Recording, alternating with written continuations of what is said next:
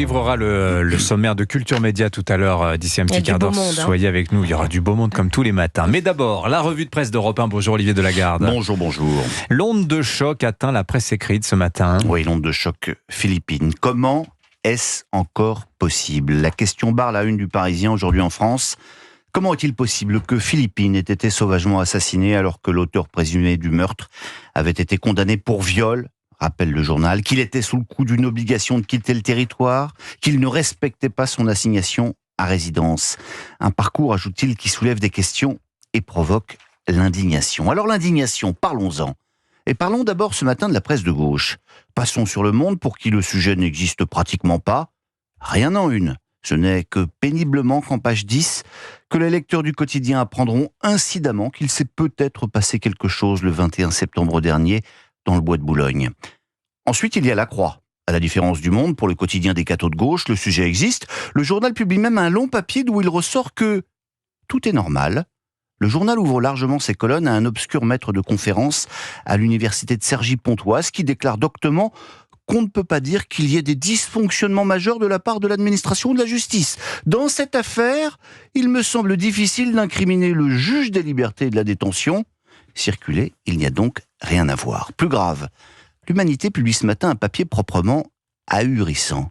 Sous le titre « Quand les féminicides intéressent pour une fois l'extrême droite », le journal communiste explique que tout cela n'est qu'un fait divers monté en épingle par des racistes qui, de fait, empêchent la tenue du débat nécessaire sur la protection des femmes, fermez les guillemets. Non, et on le sait depuis Talleyrand, tout ce qui est excessif est insignifiant, mais tout de même, il faut en finir avec l'accusation facile et factice de récupération politique, écrit Guillaume Tabar dans le Figaro.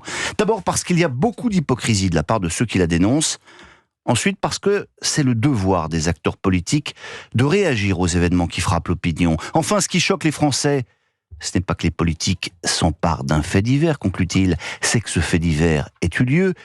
Et si c'est grave, s'il faut en parler, c'est que la France est coupable et responsable, accuse Olivier Bacusa à la une de l'Opinion. Ce drame est un concentré de défaillance des systèmes judiciaires et administratifs. Oui, à chaque étape de cette histoire qui fait malheureusement écho à beaucoup d'autres, écrit aussi Vincent Trémollet de Villers, on retrouve ce qui mène à cette effroyable défaite, le contresens de l'irresponsabilité. Quoi d'autre dans les journaux ce matin, Olivier? Écoutez Dimitri, pour continuer votre réflexion sur le sujet et sur le fonctionnement du binôme police-justice, vous pouvez lire dans Le Figaro une très intéressante tribune écrite à 4 mains par un avocat et un magistrat.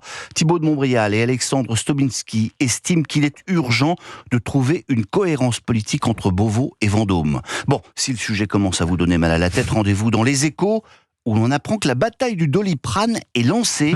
Sanofi a effectivement décidé de vendre son médicament vedette. Oui. Et la grande question est de savoir s'il va rester français. L'enjeu industriel est de taille.